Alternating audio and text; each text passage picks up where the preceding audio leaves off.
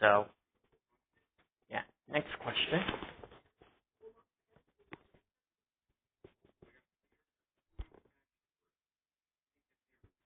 If Toho decided to make movies off Godzilla Jr. after Godzilla vs. Destroyer, what do you think it will be about? That's a hard question to answer, considering a lot of people are considering the Gemstone Godzilla as Godzilla Jr., despite there being no official information that this is Godzilla Jr.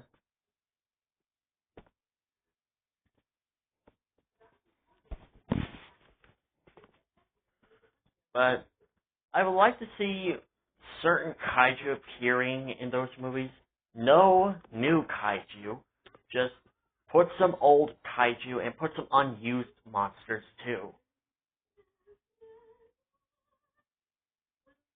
Like, put some monsters like Hedorah, Gigan, Megalon, Kumongas, no, Kamacuras, Kumonga, freaking,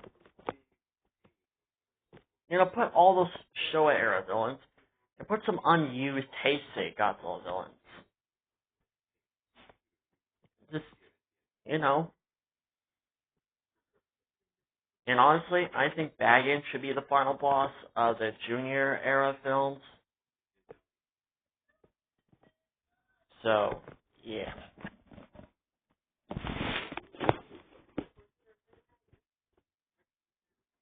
What if Prime was in 2014? Then say goodbye to Godzilla. Because he struggled when it came to both male and female Muto. He's getting nowhere with Muto Prime. Like, anything, this will be the end of Godzilla, basically. It will be the end of Godzilla. But he's just going nowhere with Muto Prime. He was managed to get lucky that the humans were able to help him out, kind of. But he just got out lucky. Godzilla got out lucky in that battle. If Muto Prime was in that movie, there will be no way he will be able to survive. Godzilla will die. He would die. And I think the human character will have to turn to a monster like King Ghidorah for help. That would be very interesting, actually, now that I think about it.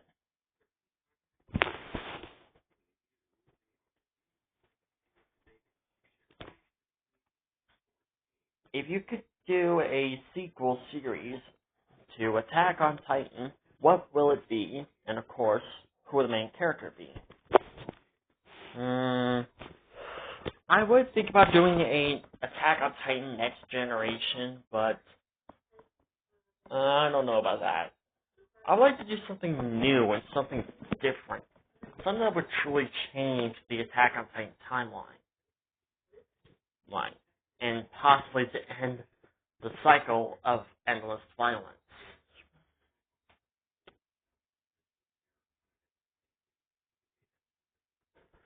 Basically, I would have that little boy from the ending of Attack on Titan Season 4, Part 3, or 4, or whatever.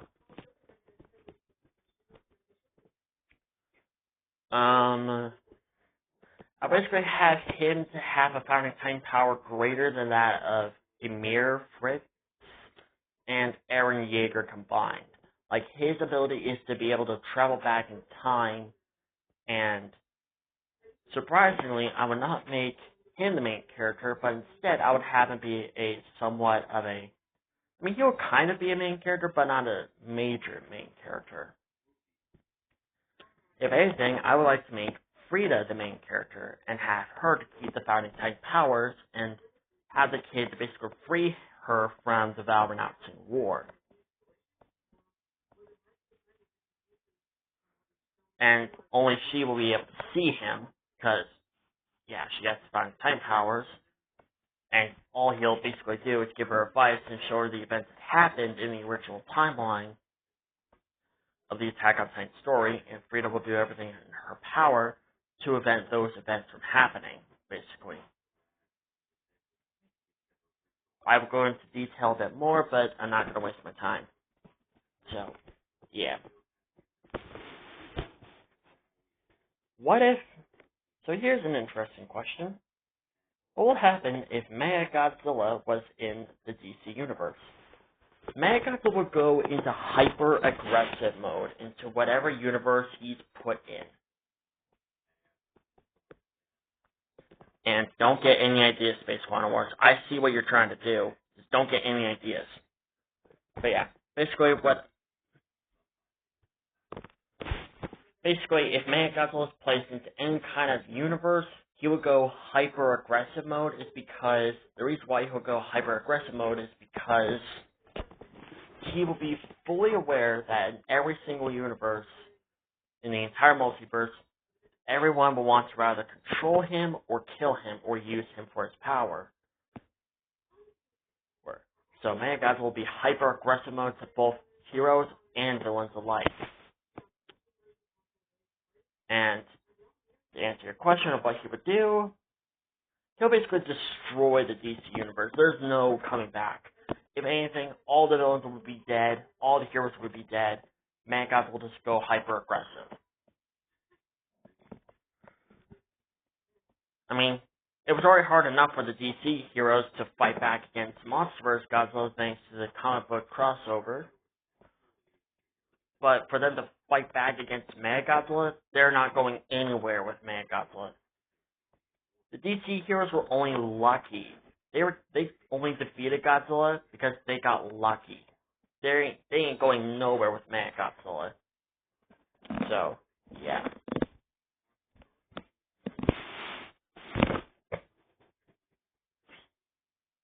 If the Mega Kaiju Pack and the Mega Kaiju Destroyers had their own theme song, what song would you use? Oh, that's a hard question to answer.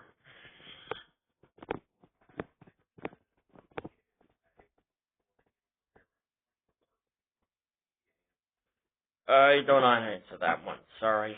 I just can't. I don't know how to answer that one. How are you doing? I am doing fine. Thank you for asking.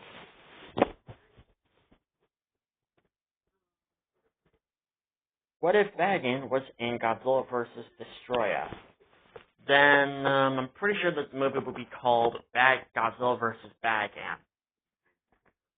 But then again, it would be a very interesting idea seeing Godzilla and Destroyer having to team up against Bagan.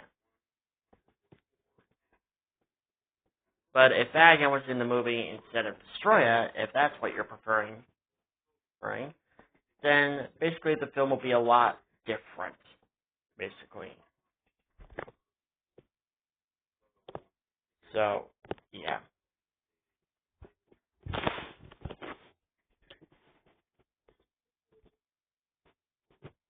What is your top 5 favorite Godzilla figures? Here's that you've got so far, and it doesn't matter which one it is. Well, Bagan is one of them. The SH Monster, Godzilla Ultima, and Godzilla Minus One are the other two. As for the last two, they will have to be the Bandai Movie Monster Series Death Ghidorah and the Bandai Movie Monster Series Gemstone Godzilla. I just like how the way those figures were made, and I also really like the detailing on them. So, yeah.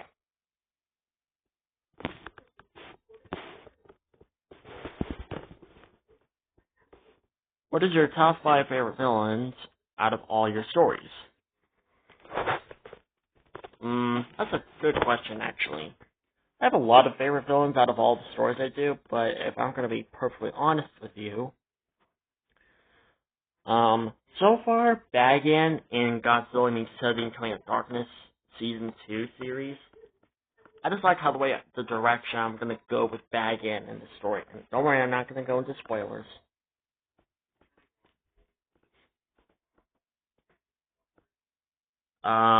King Ghidorah in the Godzilla Family series. I just mostly like how the way I made him be this whole different kind of villain, basically.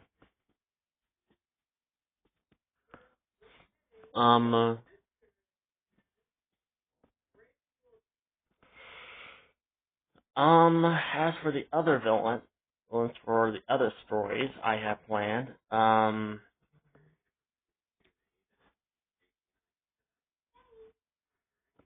Destroy and Space Godzilla for showdown between the Godzilla monsters, because they're also main villains too, so yeah. I'm also like how the way I made their backstories and how the way I made them have personal grudges against the main characters. And of course, finally, Hannah, no, not Hannah. I forgot her name, but the female Giganotosaurus from Dinosaurs Rulers of Earth. I mostly liked how the way I made her this Giga that basically hated the Tyrannosaurs and wanted to kill them all, and only finding out that her rival was still alive. I just, wow, I love that. I love it. I love it. So, yeah.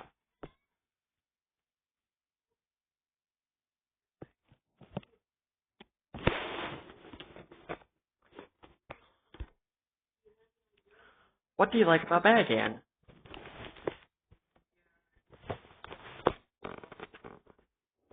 What I like about Bagan is he's not only the most powerful Godzilla villain out of the whole Godzilla franchise, but he's also a very unused Godzilla villain. Like, literally, Toho never once used this character in their movies. Or never featured him in a comic book. Literally.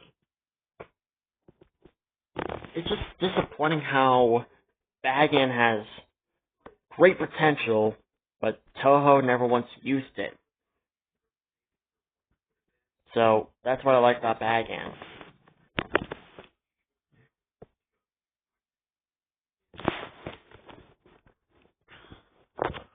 What if the Monsterverse Godzilla wasn't a king of the monsters, but just a kaiju who still wants to who still does his job of bringing balance of nature?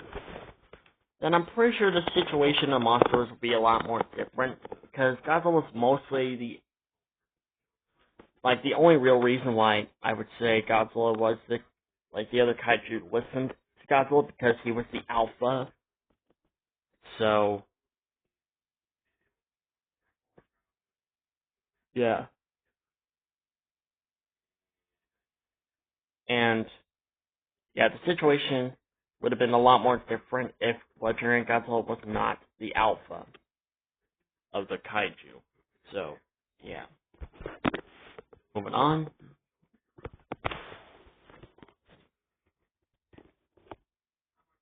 Last question. What do you think about Legendary... do you think that Legendary could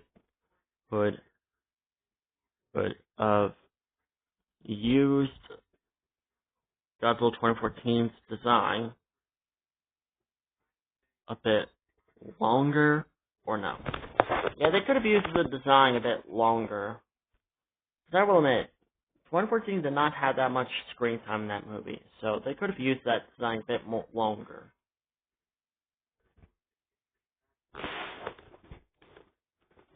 If you could change anything about Godzilla vs. Kong and the New Empire, Godzilla vs. Kong and the New Empire, what would it be? What would you change, and why? Oh boy.